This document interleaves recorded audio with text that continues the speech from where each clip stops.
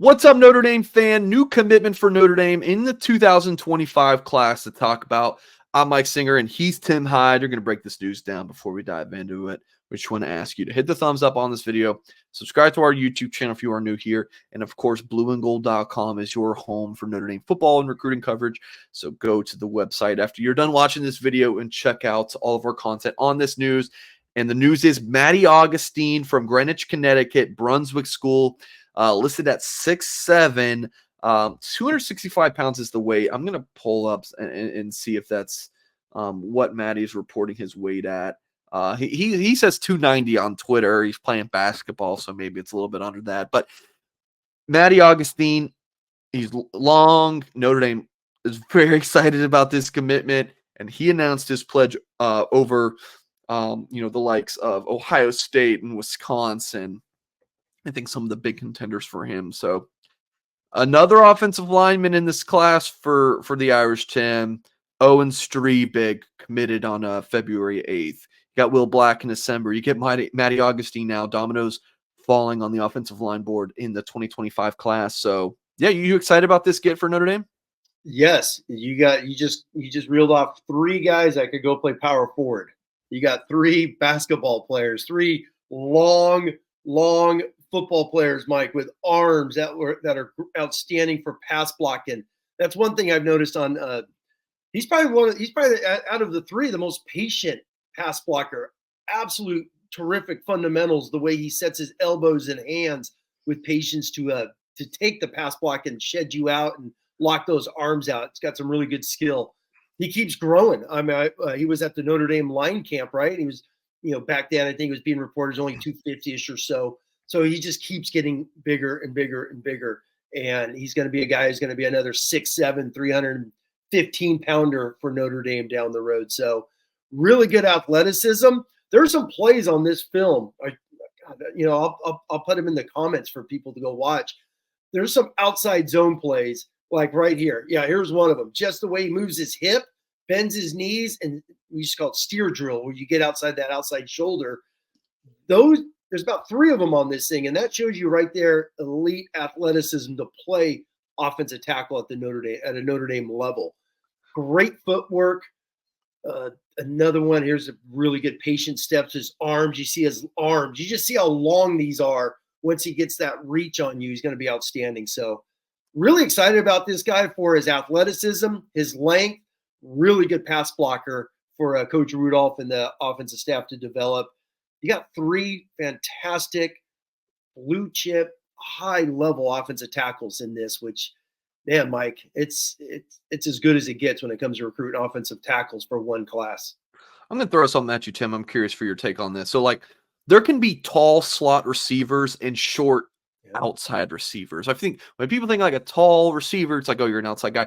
But it can be the opposite. It depends more on like some of your attributes physically, and kind of skill set, like attributes physically, like, are you a really good route runner? Do you have good, shiftiness and that kind of thing?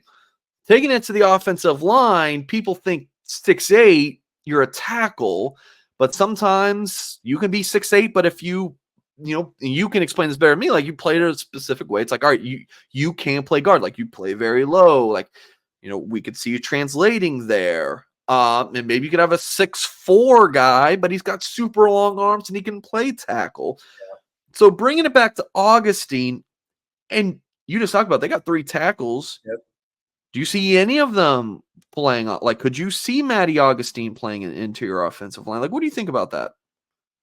Augustine and Black are picture perfect. I mean, all three of them are, and that's the thing. I think all three of them are. Can one of them play a guard? Sure they can, because they're really good, especially Streebig, really good knee bender. Yeah. And there's even times where you see Black with his length. Augustine, I think the way he pass pros is just really special, type of athlete. The way he's got it's just his arms and the way he moves. You could see him just being a really good pass blocker, walling guys out, kicking guys, and just holding them off. One of them may move inside. There's no doubt about that. And that's going to be with the knee bend. I think Streebig would be a picture perfect guard, because I think he's low, He's got already giant shoulders. Even at 6'7", 6'8". Exactly, just to be a square peg in there. I think all three of them are tackles. I think all three of them can play tackles. How does it shape up, work itself out? That's for those guys to figure out. They don't even show up to Notre Dame here for another year, but that they need the depth, and I think that's something we always talk about every time we talk about recruiting offensive tackles. Well, who's going to be a guard? I think this is the first time they recruited tackles where they're tackles. Let them be a tackle and then figure it out from there. Yeah, none of them are going to be a center. You had obviously Ashton Craig was a tackle. Jared Patterson was an offensive tackle in high school that moved to center. You talk about shorter guys. Obviously Hainsey. And Zach Martin. You're 6'3", 6'4" offensive tackles that moved to the interior when they went to the NFL. I think Notre Dame went out, got three outstanding, athletic, long, skillful offensive tackles to see how this depth chart works out with the last couple of classes that they have signed and see how they move. Obviously, Anthony Knapp, they're already talking about moving inside. What do they do with Prescott? Peter Jones in his video he did, a couple of weeks ago when they all met, has already said he's already moved to guard. He's learning right guard, left guard. So instantly you got Prescott. What are they going to do? And then it's Gerby Lambert. The same thing the year before, Charles Jagasaw at tackle. What do they do with Sullivan Absher? Does he move inside?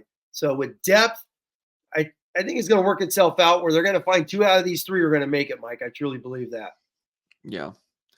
Yeah. You'd much rather have the discussion about tackles and which guy's moving inside rather than be like, damn, we got to move one of these guards outside. It's definitely